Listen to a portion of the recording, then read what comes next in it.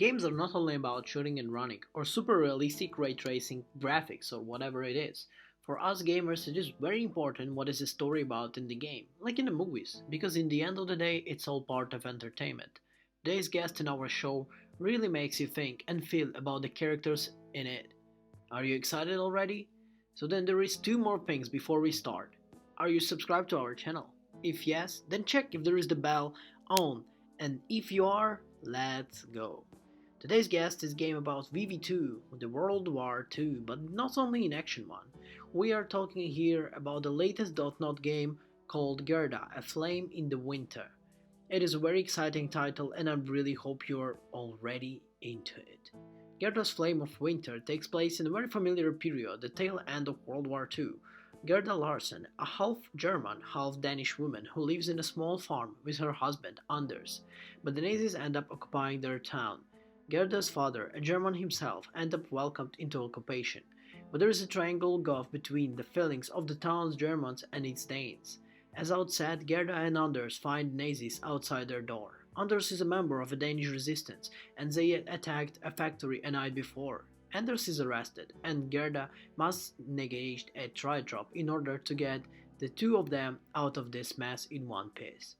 The game really gets going when the near beginning of the game these Gestapo people coming into your house, so you're not even getting the chance to get into hook up, you're just straight up being dropped into the real cruel world of World War II.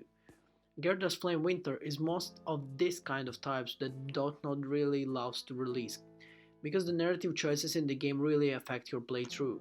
Whether it be choosing between giving a medicine or which factions to help, every decisions you make will affect how the story plays and what the people's opinion of who you are.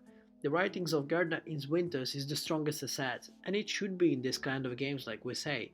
The game has little its way of gameplay and it's fully set around reading the text and making choices around alongside some RPG elements. Characters are well realized and believable, and the story's event keeps things persistently interesting. The thing is mainly elements of the game's ending, same regardless of major differences. I understand why that is. It is difficult to create a bunch of completely different sequences in a game with so many choices. But this does put some of what a damper in the narrative with all I've said and done. The game is mostly played from an isometric perspective. Also the camera's position changes based on the needs of each scene. When outdoors, wider angles are used, the indoors things like a top view down so walls don't get into the view. Movement is controlled via VASD keys or an analog stick if you can use something like a gamepad. Or you can tell Gerda where to go with your mouse clicks. You're standing with the game's fractions, Danes, Germans and Nazi occupation resistance. It is shown as the positive negative of number of people from respective groups will treat you accordingly. Some dialogue choices, for example, are locked if you are strongly with the one faction is too low, affecting how events will play around you. You also have three stats in the game: insist, wheat, and the compression. That similarly reflect what you can say or what you can do in the game. You accrue points in each these areas after events and encounters. You can choose one of three responses in the event and you just get to experience and that gives you an extra point or one of these three stats. Having inside points will let you get through the story behind the refugee and her child of for resistance, because you have an influence to put of the clues of their story together without them having directly to tell you. Whether you eventually choose what to spend your downtime, the game plays out like a top-down adventure game, with you directly guiding Gerda around the world, making her examine teams and Nazis, but because there is only one way to reconcile with the past without creating a fictional one.